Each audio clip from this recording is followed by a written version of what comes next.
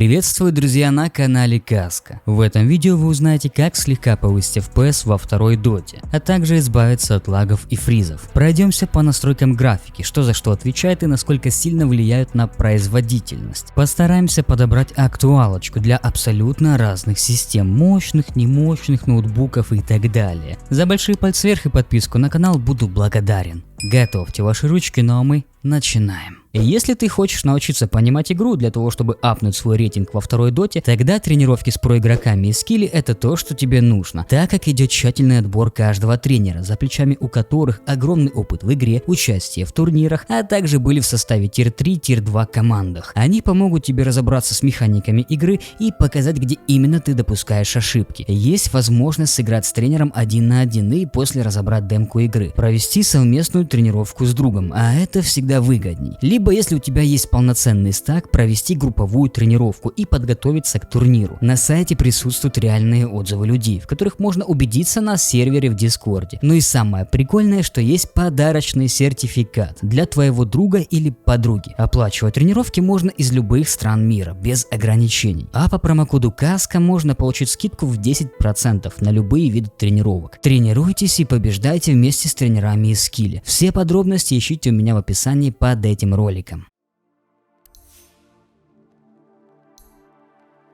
Разрешение. Тут все просто. Режим отображения ставим в окне без рамки. Игра быстрее сворачивается, и плюс, если у вас Windows 11, она по дефолту имеет оптимизацию как в окне, так и в полноэкранном режиме. Для Windows 10 предпочтительный будет полноэкранный режим, но не так, что критично. Делайте в первую очередь, как вам комфортней. Размер. Чем больше, тем лучше в любой ситуации. Но если у вас слабенький ноутбук или видеокарта уровня 1050 Ti, в таком случае можно понизить разрешение, тем самым повысив производительность в игре. Низкая задержка NVIDIA Reflex понижает задержку между пользователем и ПК за счет того, что заранее подготавливает кадры. Из-за этого частенько понижается производительность. Во второй доте разница между вкл и вкл особой нет. В основном погрешность в 1%. А вот если уже выбрать вкл плюс ускорение, тогда мы понизим нашу производительность в среднем на 3-5%. Рекомендую просто вкл.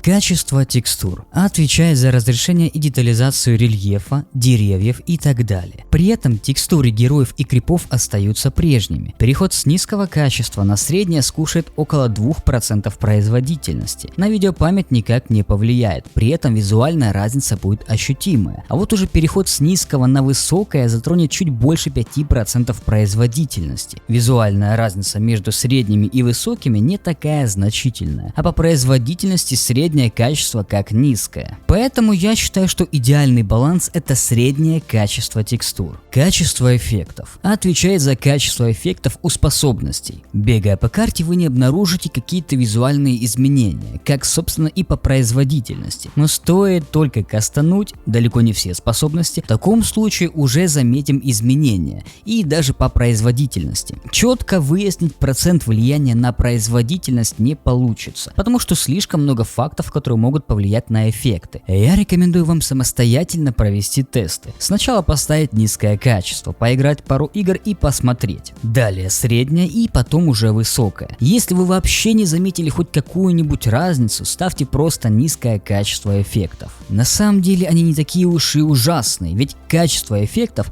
в основном отвечает за наполнение деталями, а не разрешением либо детализацией. Я выбираю низкое. Качество теней отвечает за качество всех теней в Дока 2, а также их отключение. Невероятно требовательный параметр и далеко не всегда обоснованный визуально, так как просто переход с очень высокого качества на высокое прибавит нам более 15% производительности. Многое зависит от местности, где вы находитесь. Допустим, в лесу мы потеряем еще больше количества кадров. Хотя визуальная разница хоть и присутствует, но не такая значительная. Понижается качество детализации теней, а также их небольшое количество. Переход с очень высокого на среднее прибавит нам более 25% производительности. Видно, как многие тени попросту исчезли. Ну и переход с того же очень высокого качества на полное отключение теней прибавит нам еще дополнительных 10% производительности. И если у вас после 30 минут игры около 160-180 FPS, можете оставлять на высоком качестве, как в принципе я и сделал. Если ниже, то собственно и понижайте тени до среднего качества. Для очень слабых систем отключайте. Качество обработки экрана. Это как разрешение 3D. При его понижении мы понижаем качество разрешения. Для мониторов 1440p можно поставить на 90. Вы слегка потеряете в качестве, но и слегка повысите FPS. Я думаю, смысла нет. Ведь если у вас монитор с разрешением 1440p, то, наверное, и видеокарта должна быть соответствующая. Рекомендую дергать только в крайнем случае, если очень слабая система, но только не ниже 85, иначе картинка сильно херовится. Максимальное число кадров в секунду. Ползунок полностью вправо. И не важно, что у вас меньше, чем 240 или больше. В меню ставим обязательно 60 FPS, иначе будет лишняя нагрузка на видеокарту.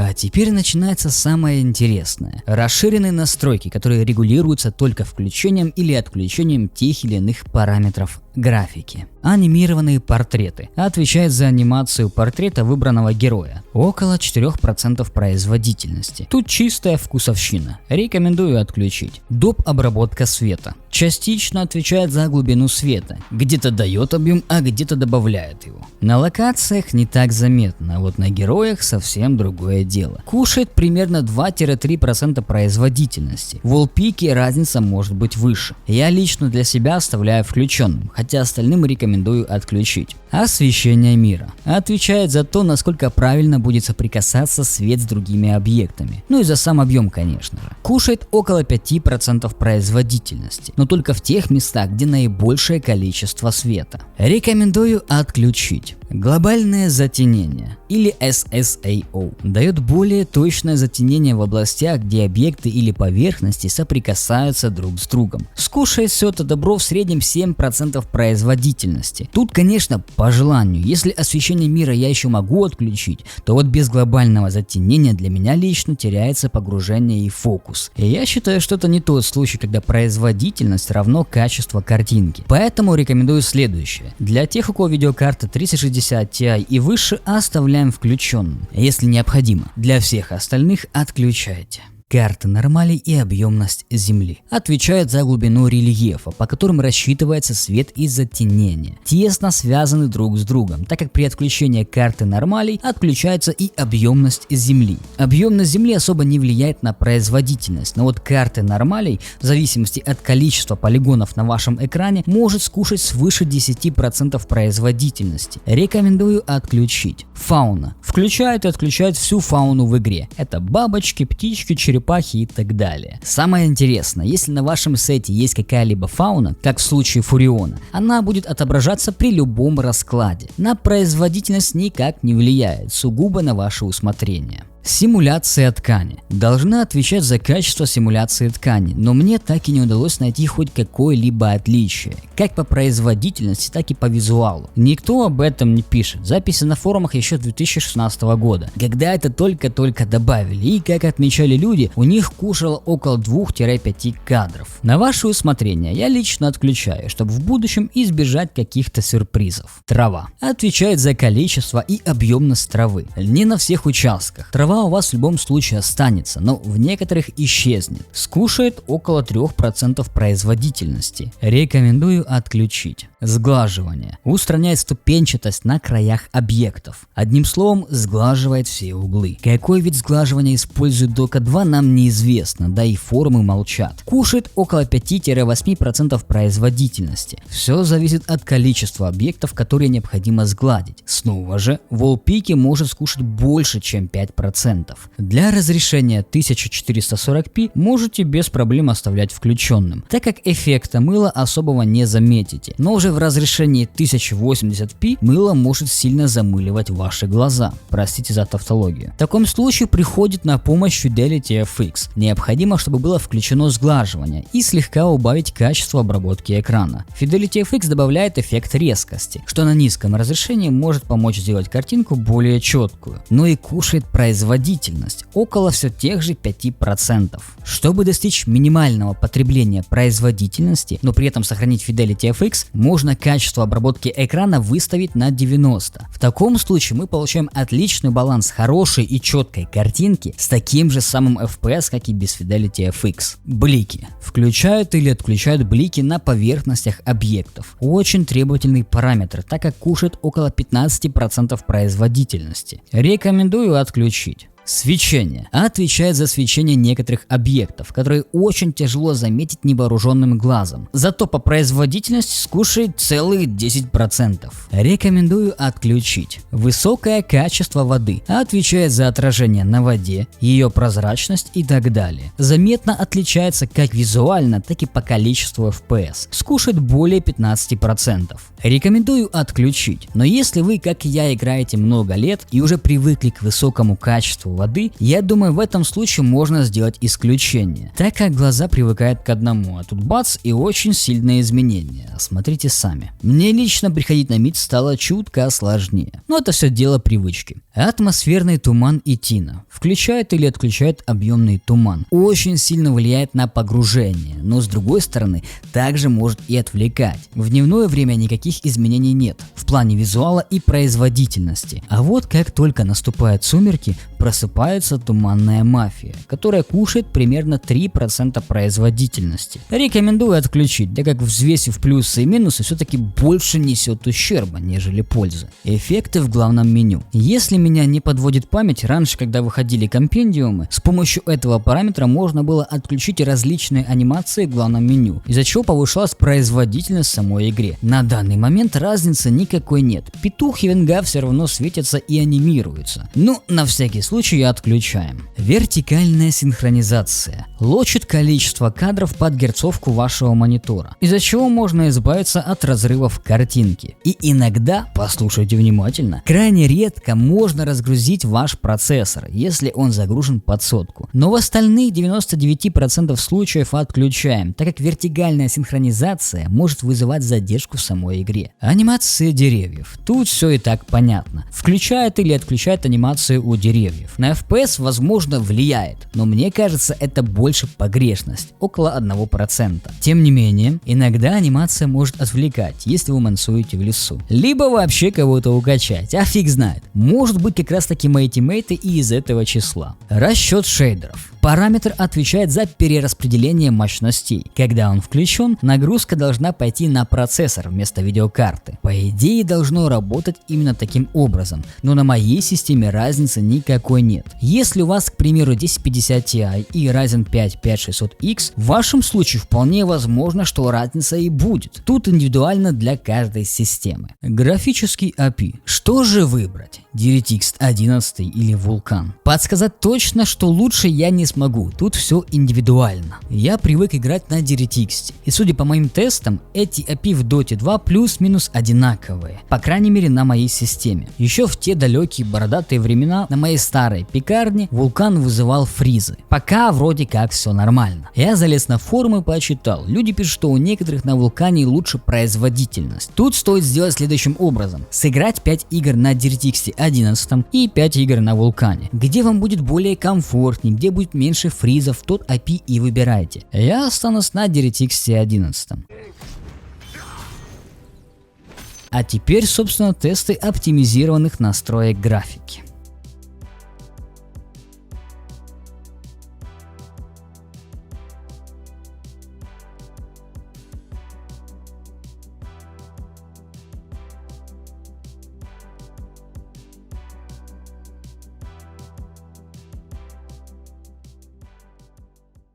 Ребятки, быстренькое включение. Потому что я и забыл, что во второй доте существуют погодные эффекты и ландшафты. Многие могут подумать, что все здесь очевидно. Ставишь стандартный ландшафт, погоду и получаешь максимальную производительность. Но, как оказывается, нет. Есть некоторые ландшафты, которые показывают еще лучший результат по FPS. То же самое касается и погодных эффектов. Просто как инфа, возможно, кому-то пригодится. Ну и специально для тех, кто хочет поковыряться в винде, прошу за мной. Если у тебя есть большое желание поддержать автора этого канала, то есть меня, можно это сделать на моем бусте, но без подарочков и разных фишек, плюшек я вас не оставлю. Вас ожидает специальный архивчик для бусти с твиками, реестрами и максимально жесткой оптимизацией, а также гайд по этому архиву, который я записал на более чем 30 минут. Все ссылочки будут в описании. А теперь, ребятки, рассмотрим небольшую оптимизацию нашей системы. Неважно, у вас 10 либо 11, работает и там, и там. Но скажу заранее, что по большей части это подходит для ноутбуков, либо для тех ребят, у которых 2 видеокарты. Я эти все настроечки делаю, потому что просто привычка. Вы же можете скипнуть, навряд ли вы что-то потеряете. Так, чисто инфа, кому интересно и кто хочет поковыряться. Для начала, как и многие ютуберы, покажу, конечно же, схему питания. Нажимаем поиск, пишем панель управления, электропитание, показать доп. Схемы и ставим галочку на высокая производительность. Можете погуглить и найти максимальную производительность без проблем. Далее открываем Steam, нажимаем Steam, настройки, друзья и чат. Здесь мы ставим галочку на отключить анимированные эффекты, переходим на библиотека и ставим галочку на упрощенный режим. На вкладке загрузки не забывайте периодически очищать кэш загрузок. Найдя доту в нашей библиотеке, нажимаем PKM, свойства, и здесь у нас есть кое-что интересное. Перейдя на доп. Контент, отключаем Vulkan, OpenGL и Workshop Tools. Далее мастерская. Впервые, когда я увидел, сейчас, сколько там у меня, по-моему, много. Когда я увидел это количество подписок в мастерской, я просто офигел. Смотрите. 3 минуты я просто тупо листаю. Все это отключайте, убирайте галочки и отписаться. Сейчас, по-моему, это делается уже по-другому. То есть, сделали вроде как попроще. Нажал, отписал сразу. Бум-бум-бум-бум-бум. Не нужно ставить отметки, потом отписаться, а просто сразу отписка, отписка, отписка, отписка. Вроде так, я не помню. Тем не менее, не забывайте хотя бы раз в год отписываться от старых руководств. Это навряд ли повысит вам производительность или еще что-то сделает. Но я видел у типочка ролик на ютубе, ему помогло избавиться от некоторых там проблем. Я думаю, ладно, окей, надо тоже будет очистить. Управление, просмотреть локальные файлы, Game, переходим в папку Bin, Win64 и находим приложение Dota 3. Нажимаем PKM, свойства, совместимость, и здесь мы можем отключить оптимизацию во весь экран. Тут все сомнительно, потому что по дефолту, как вы понимаете уже, винда оптимизирует игрушку в полноэкранном режиме. Если у вас есть проблемы именно в полном экране, тогда эту галочку можете поставить, и скорее всего вам она поможет. Я лично частенько ставлю, кроме доты. В доте я так и не проверял, работает или нет он нормально. Просто чтобы вы знали, что есть вот такой вот способ. Далее копируем путь. Само приложение нажимаем PKM, копировать, закрываем, я говорю закрываем, нажимаем поиск, пишем настройки, графики, нажимаем обзор, вставляем наш скопированный путь, Dota 2 приложение добавить, указанное приложение уже добавлено, окей, значит мы находим доку, нажимаем параметры и ставим галочку на высокая производительность. После этого у вас плюс 100 FPS прибавится. Ладно, я шучу, конечно, ничего не прибавится. Просто это работает на ноутбуках очень даже неплохо. Делает более правильное перераспределение ресурсов и мощностей. Нажимаем стандартные параметры графики. Здесь у нас есть аппаратное ускорение. Если эта функция доступна, можем поставить галочку, перезагрузить наш ПК, зайти в доку, поиграть, посмотреть. Частенько, если вы не стримите, не делаете записи и так далее, чисто играете и все, это может помочь вам повысить производительность. Но если вы делаете все вышеперечисленное, то у вас могут быть как ошибки, так и вылет на стримах, во время записи и так далее. Поэтому четко знайте, что вы делаете. Играете, не играете, записываете, не записываете. Плюс оптимизация для игр в оконном режиме. Если у вас Windows 11, оставляем галочку включенной. Далее нам нужно сделать небольшую настройку нашей видеокарты. Нажимаем PKM, показать доп. Параметры, панель управления NVIDIA. Нас интересует управление параметрами 3D. Здесь у нас есть два варианта: глобальные параметры, либо программные настройки. Глобальные параметры сделают настроечку во всех играх и приложениях. Программные настройки, если мы здесь выберем доку, в таком случае настройки будут касаться только доки 3. Я покажу на примере глобальных параметров. Нас самое главное интересует это несколько моментов. GP Rendering OpenGL. Выбираем нашу видеокарту. Метод представления Vulkan OpenGL. Я обычно выбираю использовать цепочку буферов DXGI. Частота обновления вашего экрана высшая доступная, размер кэша шейдеров 10 ГБ. Если у вас миллиарды свободных гиг на диске C, ставим без ограничений. Режим низкой задержки. Для доки ставьте лучше в kill. Ультра скушает лишнюю производительность. И навряд ли вы входите в тысячников. Режим управления электропитанием. Выбираем режим максимальной производительности. И в самом низу у нас есть OpenGL. Выбираем приоритет совместимости и фильтрация текстур. Качество. Выбираем высокая производительность. Нажимаем применить. Теперь нам нужно нажать поиск, написать параметры режима игры. Режим игры оставляем включенным. Записи. Все, что здесь будет у вас указано, отключаете. Геймбар тоже обязательно отключаем. Если у вас Windows 10, переходим на конфиденциальность, фоновые приложения и отключаем все фоновые приложения. Если у вас Windows 11, нажимаем поиск, пишем изоляция ядра и отключаем целостность памяти. На десятке, по-моему, этого нет. Если есть, проверьте и тоже отключайте. Штучка частенько кушает лишнюю производительность. Раньше еще больше кушала, сейчас, по-моему, более-менее нормально. Но отключайте. После всех этих настроек залетаем во вторую доту и наслаждаемся. Если не высоким FPS, то по крайней мере стабильной и плавной картинкой. Как говорится, до скорых встреч.